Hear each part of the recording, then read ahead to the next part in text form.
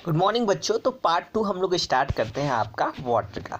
तो आगे हम लोग पढ़ेंगे वाटर साइकिल के बारे में। लेकिन वाटर साइकिल पढ़ने से पहले हमें सबसे पहले जो है वाटर साइकिल कैसे होता है, इस प्रोसेस के लिए हमें 3 प्रोसेस के बारे में जानना पड़ेगा।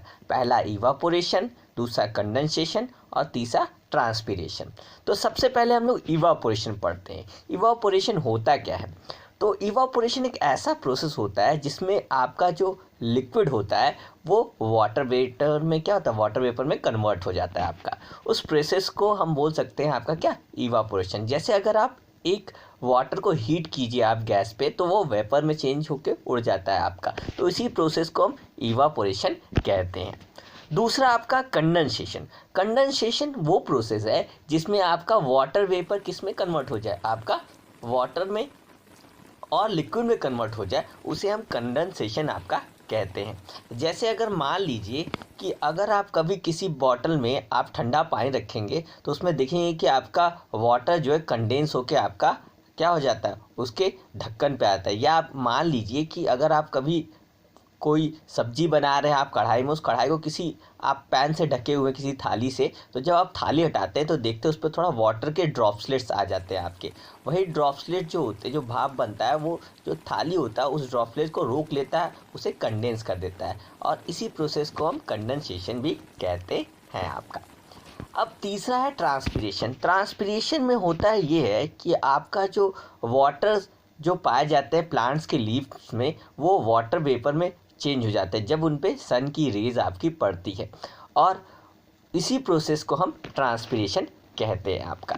अब इस 3 प्रोसेस को आप समझ लिए, अब चलते हैं वाटर साइकिल क्या होता है। तो वाटर साइकिल इसी तीनों प्रोसेस पे आधारित होता है आपका।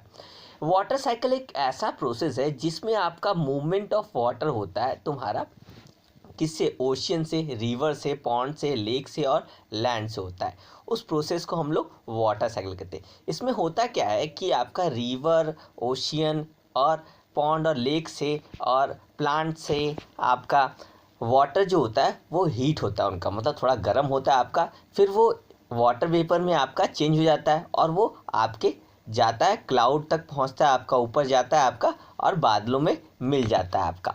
और वहाँ पे वो जाके क्या बना देता है, आपका आपका कंडेंस हो जाता है। तो जब ये ऊपर जाता है जिस प्रोसेस से स्टीम होकर, उस प्रोसेस को हम इवापोरेशन कहते हैं। और जब वो वहाँ पे इकट्ठा हो जाता है आपका बादल में, तो उस प्रोसेस को हम कंडेंसेशन कहते हैं। अब जब मौसम आपका आता है बारिश का, तो वही कंडेंस हुए वाटर जो है बादल में वो बरस जाते हैं आपके रेन के रूप में। और इस प्रोसेस को हम लोग कंडेंसेशन कहते हैं आपका। मतलब कि वाटर वेपर आपका किस में कन्वर्ट हो गया, आपका वाटर में कन्वर्ट होके रेन बन के वापस आपका अर्थ पे आ गया। इसी प्रोसेस को हम लोग वाटर साइकिल भी कहते हैं आपका। अब नेक्स्ट चलते हैं, फ्लूड क्या होता है आपका। फ्लूड मतलब होता है आपका बाढ़ आना, ठीक है। तो जब एक्सेस रेन जब होता है ओवर अ लार्ज एरिया, जब बहुत ज़्यादा आपका बारिश आता है या बहुत ज़्यादा वाटर का लेवल इंक्रीज हो जाता है रिवर और उसमें, तो उसके कारण आपका फ्लूड आता है, मतलब बाढ़ आता है आपका। रेन, बारिश बरसना तो अच्छा है हमारे लिए, ठीक है, रेनफॉल होना काफ़ी अच्छा है, उससे आपकी खेतों में पानी जाता है और कवर। लेकिन जब एक्सेस मात्रा में जब बारिश बरसता है आपका, तो ह्यूमन लाइफ है आपका, क्रॉप खेत है और कई सारे एनिमल्स को वो प्रभावित करता है। तो अगर हम फ्लड की डिफिनीशन की बात करें, तो एक्सेस वाटर में spread over a large area causing flood. जब बहुत ज़्यादा आपका वाटर फैल जाता है लार्ज एरिया में, उस कंडीशन को फ्लड कहते हैं। अब फ्लड का जस्ट उल्टा होता है ड्रॉट। ड्रॉट मतलब होता है सूखा पड़ना।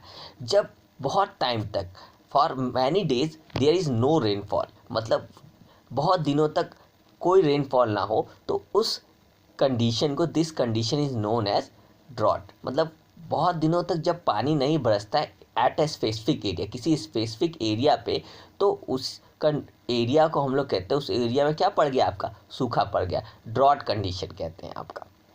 अब चलते हैं ग्राउंड वाटर क्या होता है। जैसे आपका ग्राउंड ग्राउंड मतलब ज़मीन के अंदर जो पानी होता है उसे हम ग्राउंड वाटर कहते हैं। तो द वाटर प्रेजेंट अंडरग्राउंड या beneath the earth surface in spaces of soil and rocks are called ground water. मतलब जो वाटर प्रेजेंट होता है आपका अंडरग्राउंड में या आपका पृथ्वी के नीचे जो रॉक्स और सॉइल में जमा होता है, उसे हम ग्राउंड वाटर कहते हैं आपका।